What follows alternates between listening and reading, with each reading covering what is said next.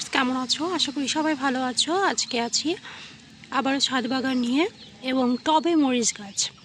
ঠিক আছে, তো টবে মরিচ গাছের আজকে আমি দুটি জাতের মরিচ গাছ নিয়ে এসেছি। আমার ছাদের অনেক প্রজাতির মরিচ গাছ আছে, তো আজকে দুটো মরিচ গাছ থাকছে। একটা থাকছে হচ্ছে গ্রিন কালার অ্যান্ড একটা থাকছে পার্পেল কালার। ঠিক আছে, পার্পেল কালার দেখে নাও মরিচ দুটো। এই যে এই গাছের ফলনগুলো এত সুন্দর হয়েছে, বিশেষ করে এই যে আমার এই গাছটাতে। এই গাছের ফলনটা সত্যিই আকর্ষণীয় এবং মরিচের যে সাইজটা এটাও খুব ভালো, এবং মরিচে আছে মোটামুটি ভালোই ঝাঁজ আছে, বেশ ঝাল আছে।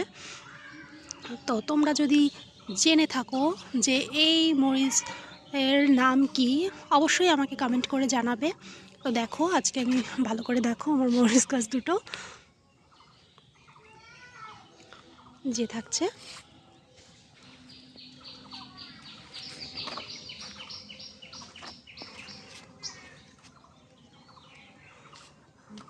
যারা টবে মরিচ গাছ লাগাতে চাও বা মরিচ গাছ লাগিয়েছো, ভালো ফলন হচ্ছে না, তার জন্য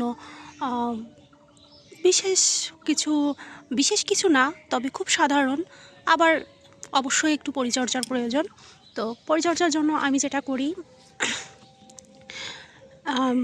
এতে বিভিন্ন ধরনের জিনিসই দেওয়া হয়। যেমন ধরো শাক সবজির যে খোসাগুলো, তোমরা বাড়তি খোসাগুলো ফেলে না দিয়ে সেগুলো জমিয়ে একটু জৈব সার তৈরি করে দিতে পারো।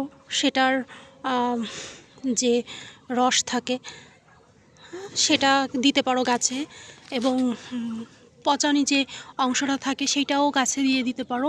এবং প্রতিদিন চাল ধোয়ার পরে যে জলটা, ওই জলটাও দিতে পারো, আমি দেই।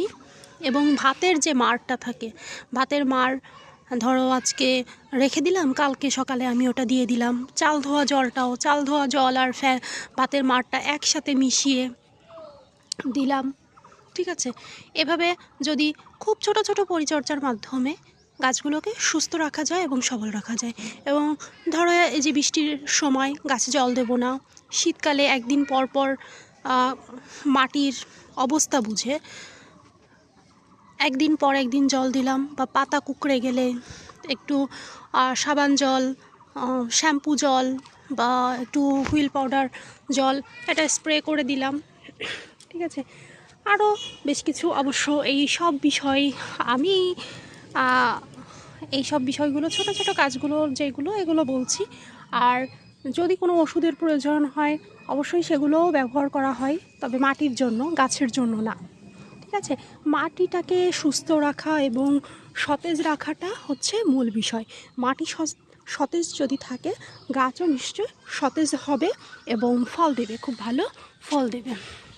ঠিক আছে, এই যে আমি খুব কাছে নিয়ে দেখাচ্ছি, দেখো মরিচগুলো খুবই সুন্দর হয়েছে।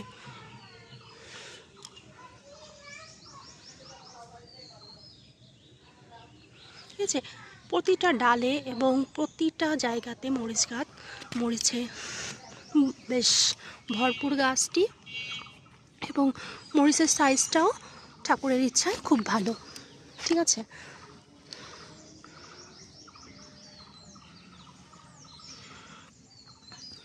অ্যাকচুয়ালি কষ্ট করে গাছ লাগানো এবং সন্তোষজনক ফল যখন পাওয়া হয়, সেটা আসলে সবাইকে দেখাতে বলতে সত্যি খুব ভালো লাগে এবং নিজের দেখতেও খুব ভালো লাগে। এই যে বৃষ্টি হয়েছে, হালকা একটা বৃষ্টি হয়ে গেল, এরপরে গাছগুলো সত্যি আরও বেশি চমকদার দেখাচ্ছে এবং সতেজ দেখাচ্ছে। শুধু আমার এই গাছ না, পরিবেশটাই পুরো সতেজ হয়ে উঠেছে। কি বলুন সবাই? তো আচ্ছা, আজ থাকছে এই পর্যন্ত। আমার ভিডিওটা কে কোথা থেকে দেখছো অবশ্যই জানাবা কমেন্টে, এবং সাবস্ক্রাইব করে বেল আইকনটি অন করে পাশে থাকবা আশা করছি। তো আমার ভিডিওটা দেখার জন্য ধন্যবাদ, সবাই ভালো থাকবা।